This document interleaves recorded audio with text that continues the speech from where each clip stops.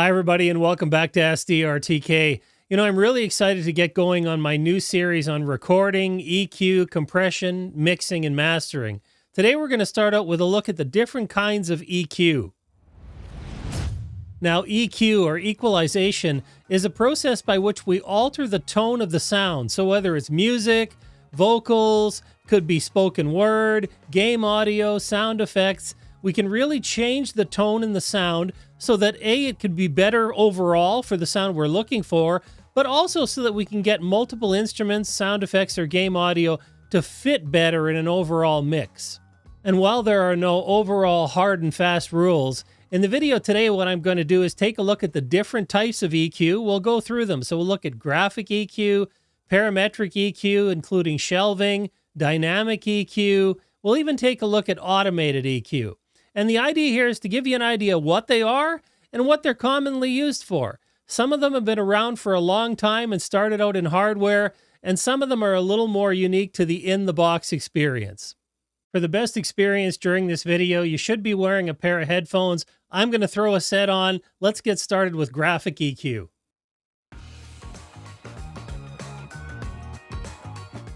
Okay, and so I pulled up a plugin here from Voxengo. It's their Marvel EQ, and it's a graphic equalizer. Graphic equalizers have a series of faders at preset frequencies, and this allows us to tailor the sound to what we want. We can use it to boost or cut individual frequencies or shape the overall tone. Now, this has been around a long time. Really, it started out in hardware. We still have these kinds of plug-in representations, although they've largely been replaced by parametric equalizers that we can visualize and we can actually tailor a little bit more than this. We'll get into that in a bit. But I want to give you an idea of what this can do. So let's go ahead and surgically pull a few of these faders up.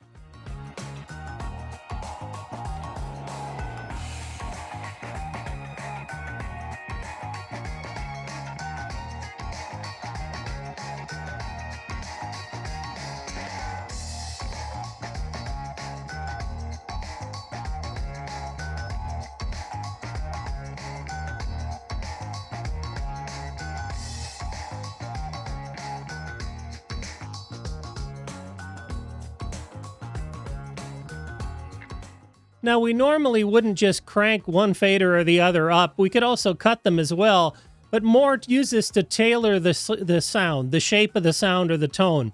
Now, there's many ways we can do this. It's going to be different if it's for individual instruments or voices, or if we want to use this on a master bus like I'm doing here. But what I'm going to do is set up the classic smiley face, which is the boost in the lows and highs, kind of leaving the mids where they are, just so you can hear what it does to the overall sound here.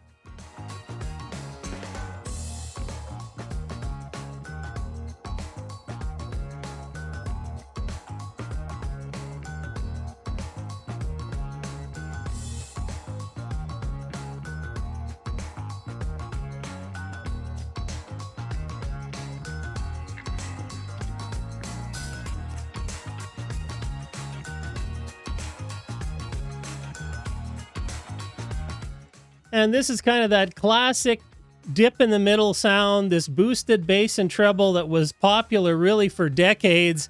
A lot was done even before the time of graphic equalizers, when we really had only maybe a bass and a treble control. That really allowed us to do this kind of thing without touching the mid-range. But this gives you an idea again of what we can do with a graphic equalizer. Now, as great as graphic EQs are and can be, there's some limitations. Each of them had a fixed frequency. We couldn't change that. It was all built into the unit, in this case a plug-in, but it'd be the same thing with hardware. And so we're really limited. We can't really dial in the exact frequencies that we want, whether it's for part of a mix or we're trying to use it for room correction. So instead, typically what's used are parametric EQs. And the big difference is a parametric EQ allows us not only to select the individual frequencies, but also to vary the width of the bands. And so, in the graphic EQ, basically the bands had a certain preset width depending on the unit you purchased. In fact, people would buy different graphic EQs because of the way they sounded. And this is one way they could sound different. But in terms of a plugin, it's nice to be able to vary the width because sometimes we want to boost a wider range. Sometimes we want to have a really narrow surgical cut. Maybe we're trying to remove a resonance tone, something like that. So there is advantage to having a little more control. So let's go ahead and take a look at a parametric EQ. Okay, and so now what I've done is pulled up the Pro EQ2. It's one of the plugins that comes with Studio One. There are many parametric EQs that you can use. I have more than I want to think about, more than I need. And we'll get into different ones and what they can do. Certainly this series is going to cover a lot of different options for both plugins and hardware. But for the purpose of this demonstration, I just want to show you what a parametric EQ is. And what I like about this one actually is that in addition to having the visualization here where I can pull bands around, I can boost them up and down, it also has dials here. It has knobs that you control things with. And when it comes to mixing, one of the things we have nowadays is we've got a lot of things on the DAW that we can look at.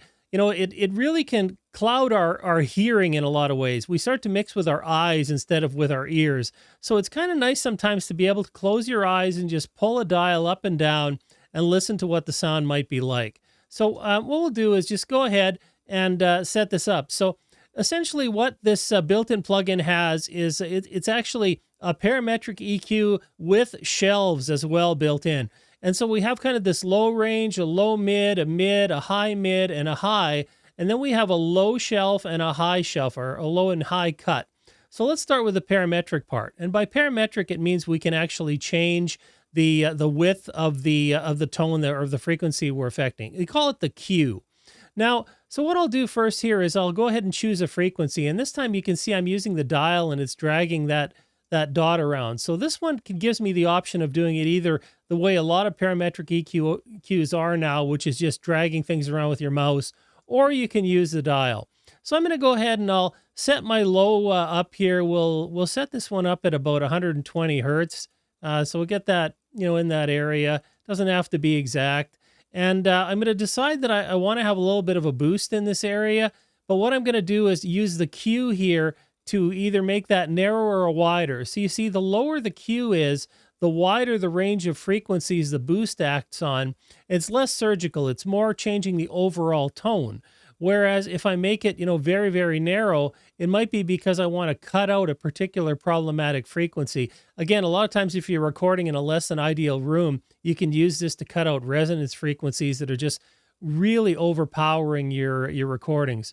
So let's go ahead and do this. Now, this again, I want to do this by ear because I want to show you what we can do with the sound. So I'm going to return it pretty close to the original setting here so that it's so that we're kind of starting at the point where you would load this up before you make any changes.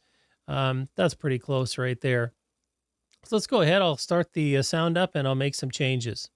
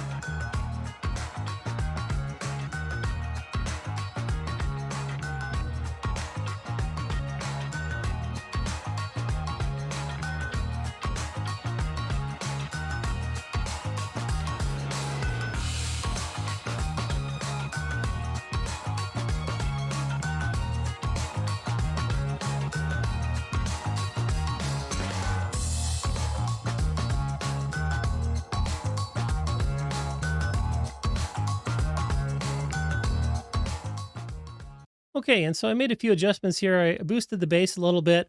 I made some cuts here. You can see in around that 280, 300 hertz. And I have different widths going on. I can adjust the Q so I can get a different type of tailoring of the sound. I'm not limited to just these individual bands with very, very narrow frequencies that they act on.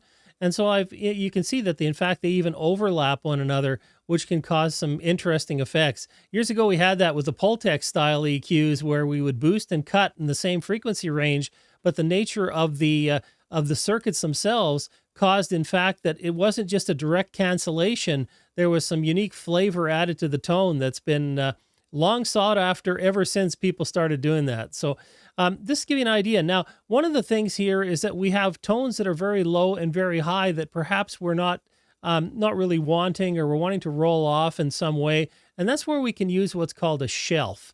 And so a shelf is essentially, instead of these are kind of bell-shaped, a shelf is an area below. So let me turn this shelf on and you'll see what it's going to do.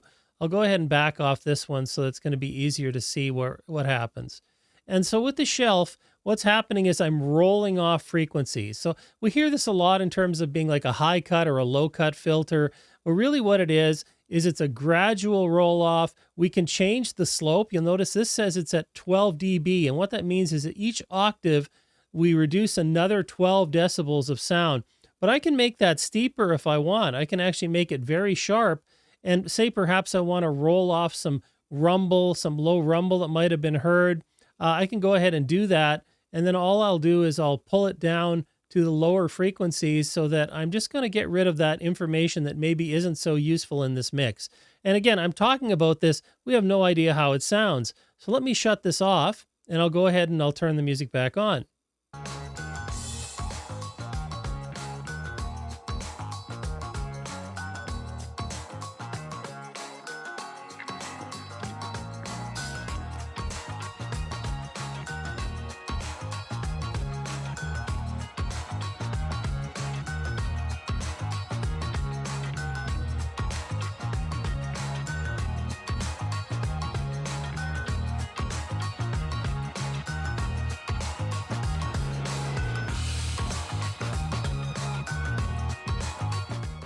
Okay, and now I'm going to go ahead and do the same thing up on the high tones. See, if I turn on this high cut filter, what's going to happen is it's going to allow me to have different tones here. So I'll go ahead and I'll shut this one off. And I'll turn on the high cut now. And by doing that, you'll see what happens is it allows me to roll off those tones. So I'm going to go ahead and I'll adjust the frequency, but also the roll off here. I'm going to make this a little more gradual than the other one. Maybe we'll leave it at 12. And the idea here is I'm just going to cut some of the very, very highest frequencies out just to take some of the harshness away a little bit. And let's go ahead and hear what that sounds like.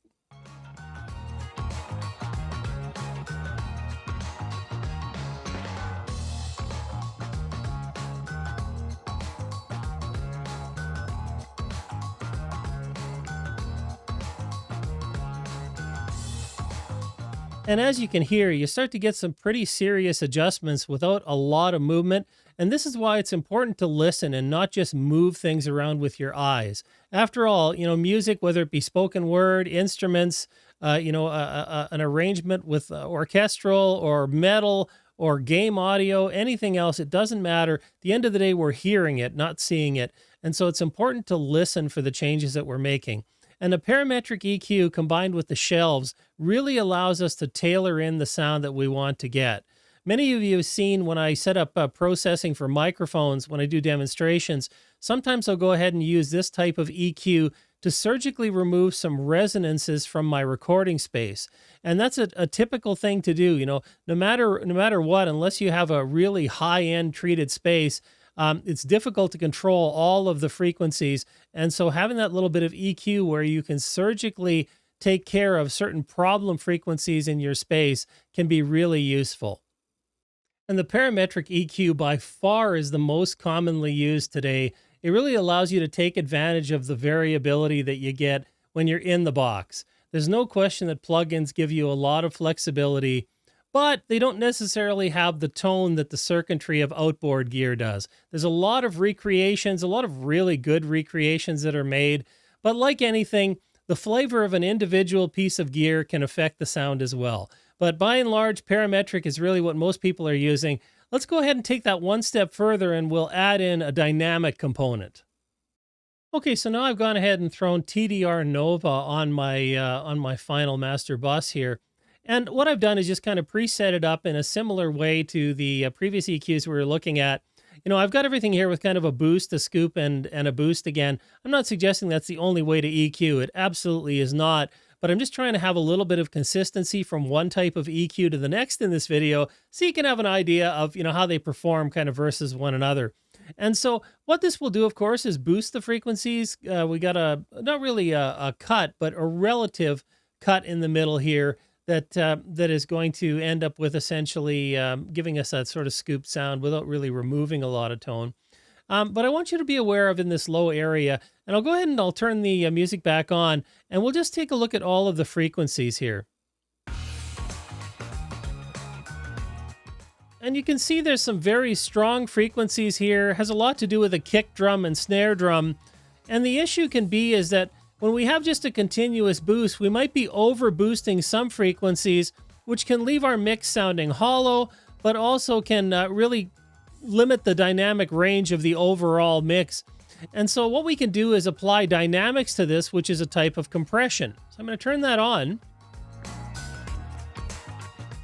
And you'll see when I turned it on, it's now reducing the amount of boost based on the transients, based on the big dynamic pulses that are occurring. And we can adjust that. Now we can have it do less if we want just very mild, or we can have it really crush those down if, we don't want to get things over boosted. Now, one of the advantages of this is, like all compression, we can use this to really fill in our mix and make it louder without overdriving. So let me bring this way up. And this is far more than I would normally do, but I'll go ahead and I'll bring the threshold here so that I can reduce the amount of bass being applied.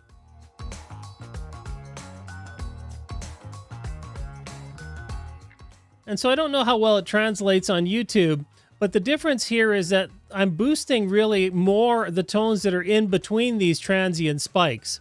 I'll do the same thing over here on the high end.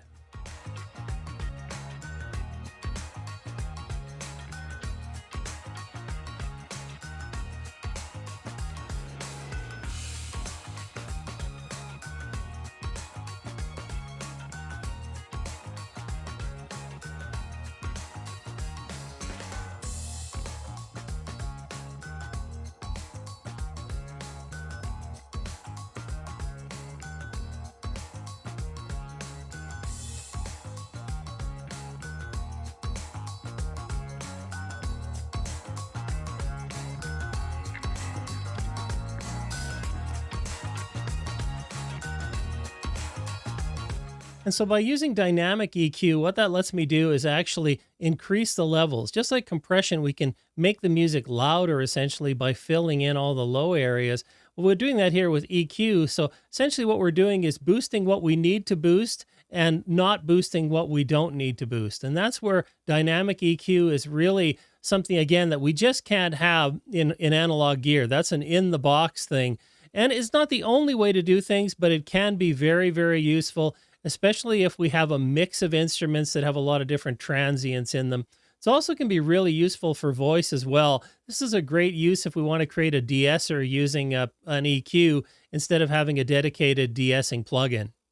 And audio is about sound. It's not about all these visual controls and what we see on screen. But the idea here is to listen and try to shape the tone to give you the most pleasant sounding mix that you can get. And it doesn't matter whether, it's dozens of instruments or whether it's simply just a dialogue recording. You can really take advantage of EQ to give you that tailored tone that's going to be comfortable to listen to. It's going to be clear and articulate without being harsh to listen to. So there's a lot of different uses for this. Sometimes, if you're having a stream and you want to have music in the background, it can be as simple as just rolling off some of the bass and treble tones to make the music sound a little softer and not interfere as much with the game tones. There's all kinds of uses. If we have a mix with multiple instruments, sometimes we have, instruments that overlap in frequency, so they kind of crowd each other out. If we can control those frequencies, those harmonics, we can make more room in the mix so that all the instruments can be heard instead of it just sounding like a jumbled mess. So, it's really up to you guys how you want to use this. It's a personal taste. This is where you get an ear for it as opposed to, mixing by eye. And that's, again, one of the things I always worry about with in-the-box processing. I really like to go ahead and use, hardware use gear when I can for that overall sound especially. I tend to use in the box more for the surgical adjustments and hardware to give me that overall tone. But there is no one rule. There is no one steadfast rule for any of this. It comes down to what you're comfortable with. You can create great sounding mixes entirely in the box. You can master entirely in the box. Same thing with analog outboard gear. They have advantages. Some of them could be disadvantages too. It all just depends on your perspective. Okay, for a final thing, I just want to take a quick look here at automatic EQ or AI EQ.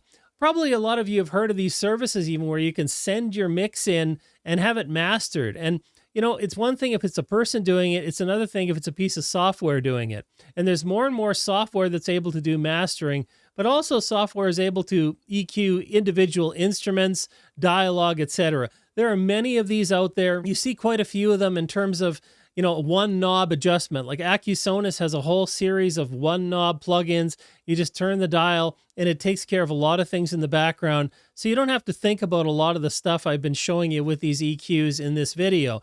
But of course, like anything, you're giving up some control. So if the AI happens to kind of match the sound profile that you like, it may give you the sound that you want.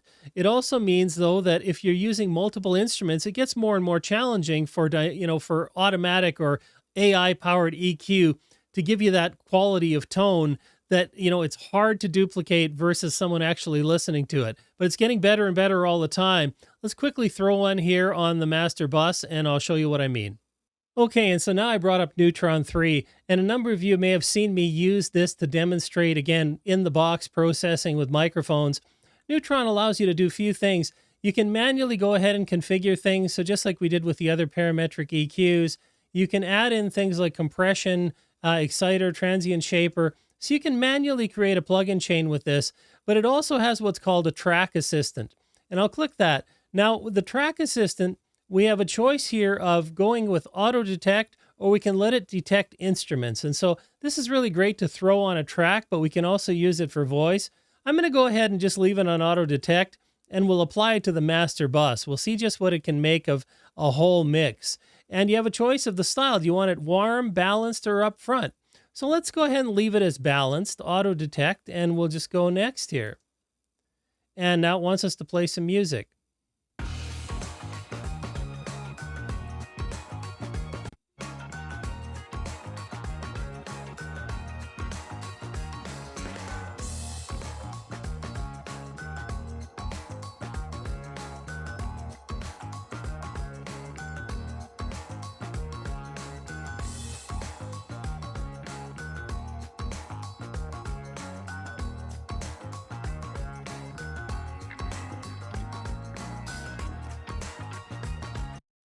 And so that's what it did.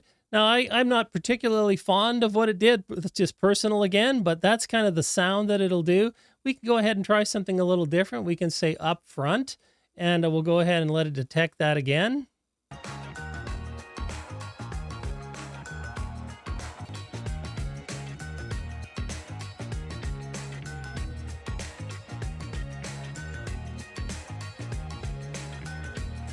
Okay. And so in this case, it's left kind of the low end fairly flat. It's put a pretty big dip in the middle, boosted up higher. We've got some compression going on here, threshold of about 15.7, 4.1 to 1 ratio. It's added an exciter to lift kind of the tones up here. This will kind of enhance the dynamic qualities of the music, both in the lows and the highs. Let's go ahead and I'll put it on. We'll listen a little more.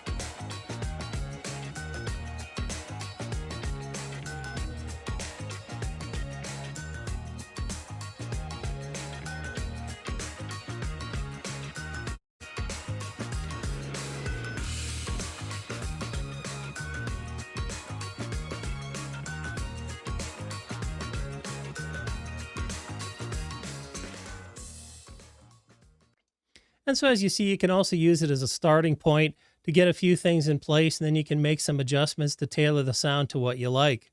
And so that'll give you an idea of what it's like to use an automatic EQ. I typically don't use them that much. I think, again, if you want to use it as a starting point, it can be a way to see if you'll come up with something similar to what the AI does. But I really think it's more important to train your ear, to learn how to listen to music, how to listen to dialogue, audio. Doesn't matter, again, if it's voiceover or if it's music, if it's game audio, you can really learn to hear the music and adjust to create a nice full sound with with the right kind of frequency balance, so you can hear everything in the mix. And that's what's ultimately the goal. That's what we're trying to do when we're mixing and mastering any kind of audio. And so I hope this gives you an idea anyways. The EQ is a big topic, and there's a lot more than I can cover in one video, but I wanted to go through kind of a few of the most common types of EQ that are used to give you an idea of what they are, where they might be used. And in the upcoming videos in this series, we'll take deep dives into each kind of EQ. We'll work on mixes. We'll use them actually with individual tracks. We'll go ahead and see what we can and can't do with each type, which one maybe fits your preference, what you like to use more. So look for that upcoming in the series. Hey, and thanks for hanging out with me here in this first video in the new recording, EQ, compression, mixing, mastering series. If you're experienced or you're a beginner, I hope you found something interesting in this video. It'll give you an idea of what's to come. And as always, if you're interested in audio, check out one of the videos on the screen. And thanks again for watching. I'll see you next time.